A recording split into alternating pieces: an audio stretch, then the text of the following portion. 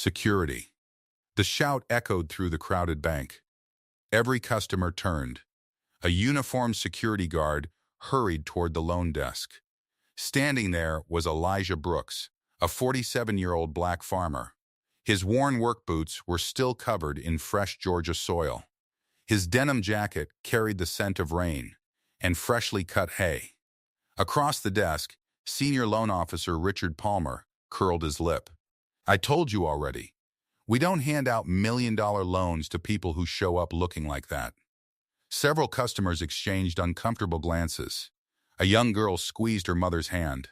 Elijah remained calm. "I only asked you to review my application."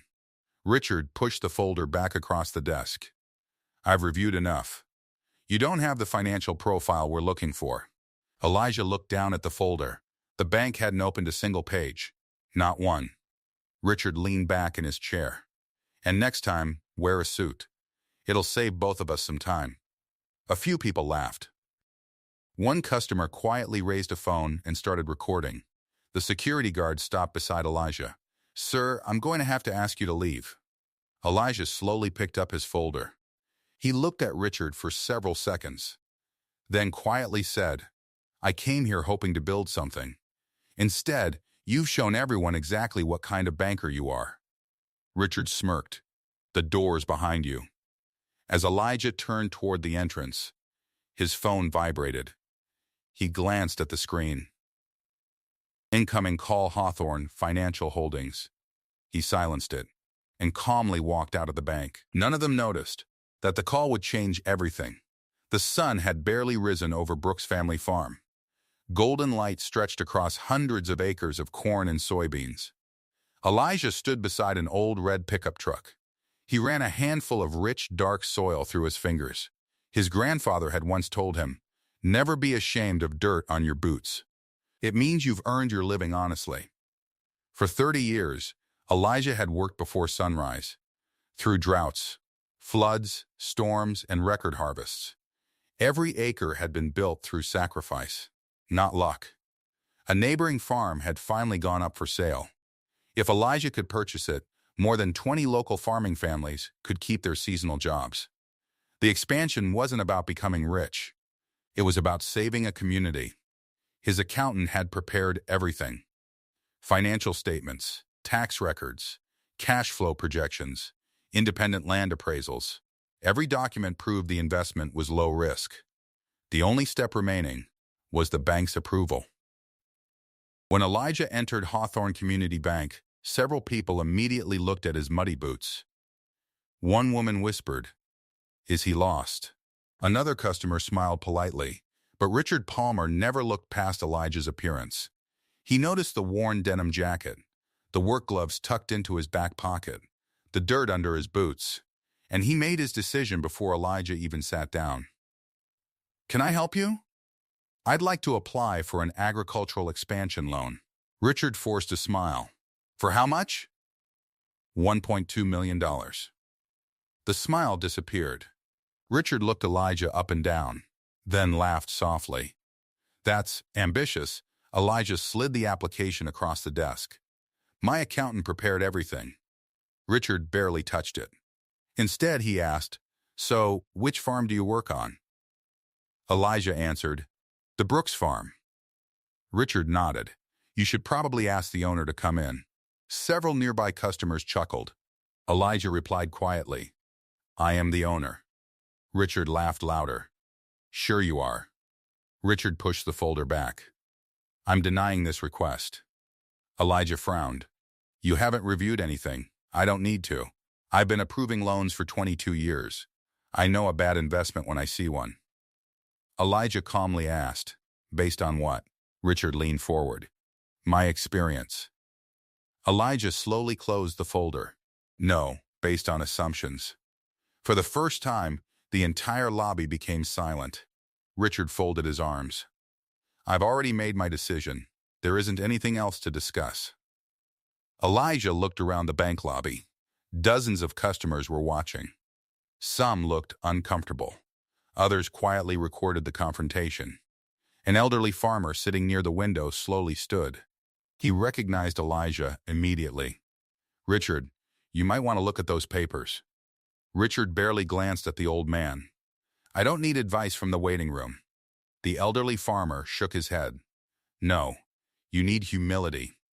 The security guard cleared his throat. Sir, I'm sorry. I have to escort you outside. Elijah smiled kindly. I understand. This isn't your decision. The guard nodded. You've been respectful. I wish today had gone differently. Elijah picked up his folder. As he reached the front doors, his phone rang again. Hawthorne Financial Holdings. This time, he answered. Good morning. A cheerful voice replied, Mr. Brooks, the acquisition has officially closed. We've been trying to reach you all morning. Elijah looked through the glass doors toward the parking lot. I've been a little busy. The woman laughed softly. We heard. Our legal team is already on the way. They should arrive within 15 minutes. Elijah smiled. I'll wait. Back inside, Richard watched Elijah leave. He turned toward the customers. Well, that's one problem solved. A young woman waiting for her appointment frowned. Problem? He seemed respectful. Richard shrugged. People like that waste everyone's time. Several customers exchanged uncomfortable looks. A businessman quietly closed his laptop. A mother pulled her daughter closer. The atmosphere inside the bank suddenly felt heavy. At that moment, branch manager Linda Matthews walked out of her office. Linda was a 52-year-old woman known for treating every customer with respect. She immediately noticed the tension. What happened? Richard smiled confidently. I denied a ridiculous loan request. Linda looked toward the entrance. Who was the customer? The farmer. The one in muddy boots. Linda frowned. Did you review his application? Richard hesitated. There wasn't any point. Linda's expression changed instantly. You denied $1 million agricultural loan without reading the financial documents? Richard crossed his arms. I trusted my judgment. Linda quietly replied, a banker who stops reading eventually stops thinking. Linda picked up the application Richard had pushed aside. She opened the first page, then the second, then the third. Her eyes widened. Audited financial statements, profitable harvest reports, commercial land assets, zero missed loan payments, strong cash reserves. She looked at Richard. Do you realize this may be the strongest agricultural application we've received all year? Richard laughed nervously. It can't be. Linda continued reading. He already owns over 2,000 acres. Richard's smile disappeared. What? He operates one of the largest independent farms in the county. The lobby became silent again. Elijah stood quietly beside his old red pickup truck. Rain clouds drifted across the blue sky. He wasn't angry. He wasn't pacing. He simply watched the bank entrance. A few moments later, 3 black luxury SUVs slowly turned into the parking lot. Customers inside the bank walked toward the windows. Who's that? One whispered, lawyers. Another replied, they don't look like customers. Professional men and women in tailored navy business suits stepped out carrying leather briefcases. They walked directly toward Elijah. The lead attorney extended his hand. Congratulations, Mr. Brooks. The transaction has been recorded. Everything is officially yours. From inside the lobby, Richard watched through the glass. A strange feeling settled in his stomach. He suddenly realized the farmer he had just humiliated wasn't waiting for another bank. He was waiting for them. The entire bank lobby froze. Customers left their seats. Even the tellers stopped helping people. Outside, 3 black luxury SUVs stood in front of the bank. 4 attorneys, 2 financial executives, and a real estate consultant walked directly toward Elijah Brooks, the same farmer everyone had laughed at only minutes earlier. Richard whispered, "Who is he?" No one answered. The lead attorney smiled warmly. "Good afternoon, Mr. Brooks. My apologies for the delay. The county has officially recorded the transfer. He handed Elijah a premium black leather portfolio. Inside were the signed ownership documents. The property is now legally yours. Elijah nodded politely. Thank you. I appreciate everyone's hard work. The attorney smiled. We're honored to represent you. Inside the bank, Richard's face slowly lost all color. Branch manager Linda Matthews didn't wait another second. She quickly walked through the front doors. Richard followed closely behind. Linda extended her hand. Mr. Brooks, I'm Linda Matthews, branch manager. I'd like to apologize for what happened inside. Elijah shook her hand. I appreciate that. Linda glanced at the executives. I'm sorry, but may I ask, what transaction just closed? The attorney answered calmly. My client has completed the purchase of this commercial property. Linda looked confused. This property? The attorney nodded. Yes, this entire building. Richard frowned. What does that have to do with the bank? The attorney looked directly at him. Everything. The attorney opened the portfolio. This bank branch operates under a long-term commercial lease. The building itself is now owned by Mr. Elijah Brooks. A wave of silence swept across the parking lot. Richard blinked twice. No, that can't be. The attorney handed Linda a copy of the recorded deed. The ownership transfer became effective 33 minutes ago. Linda looked at the timestamp, then slowly looked back at Elijah. She couldn't believe it. The man her employee had just humiliated had already become the landlord of the very branch they were standing in. Richard stared at Elijah. You own this building? Elijah nodded. My investment company purchased it this morning. Richard struggled to find words. But why did you come here asking for a loan? Elijah answered honestly. To buy the neighboring farm. Richard looked even more confused. If you can buy this building, why would you need financing? Elijah smiled. Because smart business owners don't tie up all of their cash.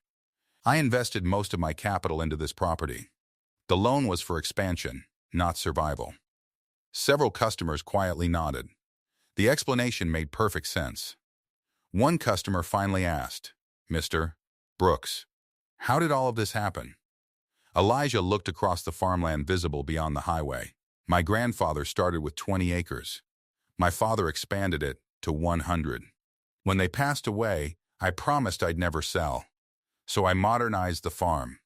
He continued, we invested in irrigation, solar-powered equipment, precision agriculture, and over the years, we built one of the most successful farming businesses in the state. The financial executive smiled, and that's why our investment group invited Mr. Brooks to become a managing partner. Together, they began investing in commercial real estate, including the building leased by Hawthorne Community Bank. Richard lowered his head. He remembered every word he had spoken. Wear a suit. You don't look like someone we lend money to. I know a bad investment when I see one. Each sentence now echoed painfully in his mind. He hadn't judged Elijah's finances.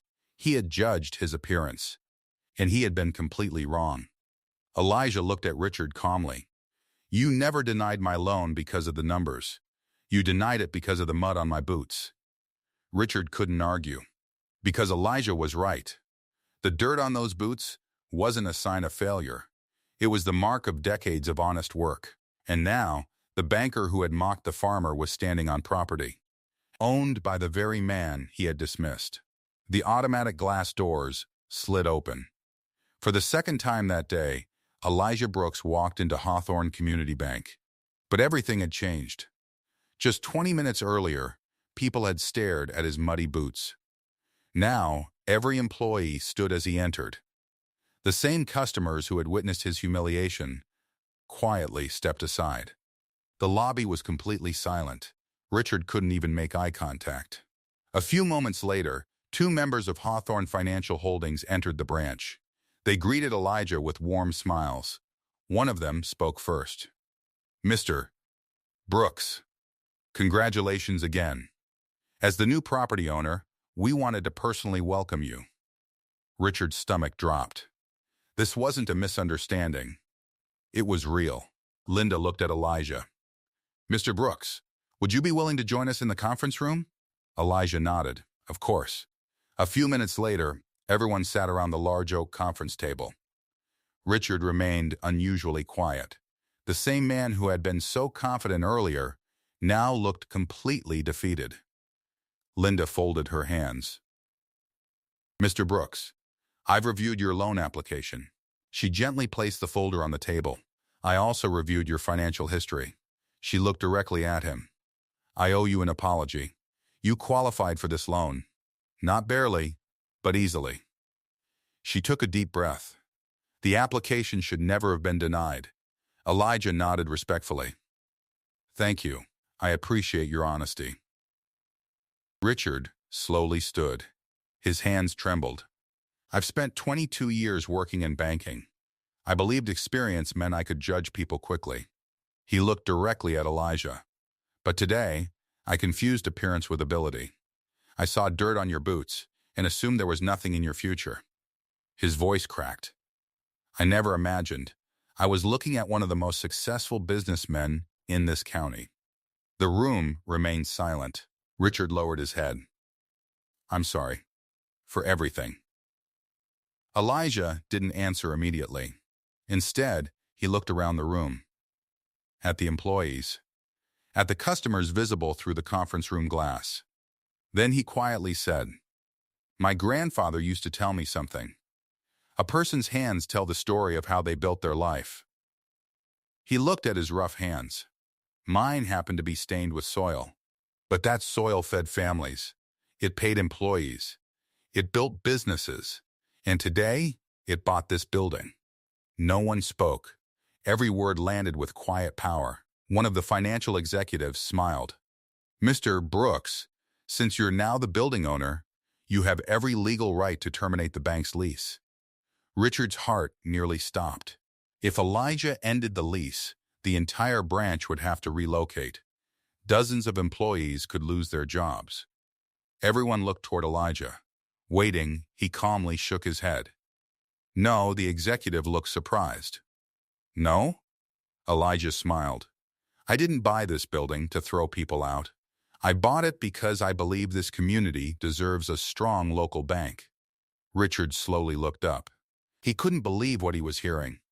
The man he had humiliated was showing him more grace than he deserved. Elijah leaned forward slightly. I do have one condition. Linda nodded. Anything. Elijah looked around the room. I want every employee, from the newest teller to the senior loan officers, to complete customer dignity and unconscious bias training. No customer should ever be judged by muddy boots, work clothes, skin color, or where they come from. The room fell silent. Then Linda spoke first. It will be done. Immediately, Richard slowly nodded. I'll be the first person in that classroom. For the first time that day, Elijah smiled. Not because he had won, but because real change had finally begun. Autumn arrived in Georgia. Golden fields stretched for miles beneath a bright blue sky. The Brooks family farm had never looked better. The neighboring farm had been purchased successfully. New irrigation systems watered the crops. Modern harvesting equipment moved steadily across the fields. More importantly, 23 local families still had jobs. Exactly as Elijah had hoped. Across town, Hawthorne Community Bank had changed too. The atmosphere felt completely different. Customers were greeted with smiles the moment they walked through the doors.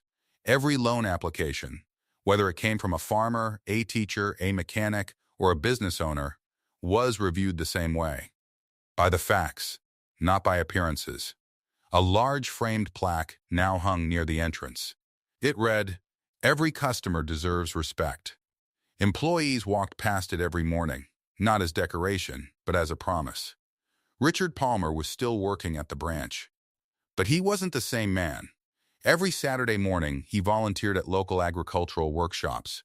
He spent time learning about farming. He met families whose hands were rough from years of honest work. For the first time, he understood the people he had once judged. One afternoon, a young rancher walked into the bank wearing muddy boots. Richard smiled warmly. "Welcome. How can I help you today?" The young man looked surprised.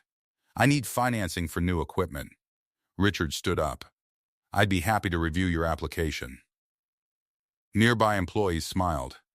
They knew exactly why that moment mattered. A week later, the county held its annual Harvest Festival. Farmers from across the region gathered to celebrate another successful season. Fresh produce lined every booth. Children laughed on hayrides. Local musicians filled the air with country music. At the center of the festival, the Chamber of Commerce honored Elijah Brooks. The announcer smiled. This year's Community Leadership Award goes to Mr. Elijah Brooks. Thunderous applause echoed across the fairgrounds. Elijah walked onto the stage, not wearing an expensive suit, not wearing polished dress shoes. He wore the same worn work boots, the same denim jacket, the same farmer's smile. He looked across the crowd. When I was a little boy, my grandfather gave me these boots. He said, never be embarrassed by the dirt on them. The cleanest hands often build the least. A ripple of laughter spread through the audience. Elijah smiled. We live in a world that often judges people before hearing their story. But character cannot be measured by clothing. Wisdom cannot be measured by skin color. And success cannot be measured by muddy boots. The crowd rose to its feet. A standing ovation filled the festival grounds. As Elijah stepped off the stage, Richard approached him. He wasn't carrying loan documents or business papers, only a small wooden box. I wanted to thank you. Elijah looked puzzled. Richard opened the box. Inside was the nameplate that had once sat on his desk. Richard Palmer, Senior Loan Officer. Richard smiled. I keep this to remind myself, titles don't earn respect. People do. He extended his hand. Elijah shook it firmly. I'm proud of the man you've become. Richard nodded. Because someone gave me the chance to become better. That evening, the sun slowly disappeared behind endless golden fields. Elijah walked beside his daughter through rows of healthy crops. She looked up at him. Dad, why didn't you get even with the banker? Elijah smiled. Because revenge changes one person. Grace can change an entire community. She thought about that quietly, then slipped her small hand into his. Together, they continued walking toward the setting sun. The same worn boots that had once been mocked now left footprints across land that represented generations of hard work, integrity, and hope. Never judge a person's future by their appearance. The dirt on someone's boots may be the very foundation of their success. Respect costs nothing, but its rewards can last a lifetime. Because true wealth isn't measured by what you own, it's measured by how you treat people. If you believe everyone deserves respect regardless of their appearance or profession, comment, respect.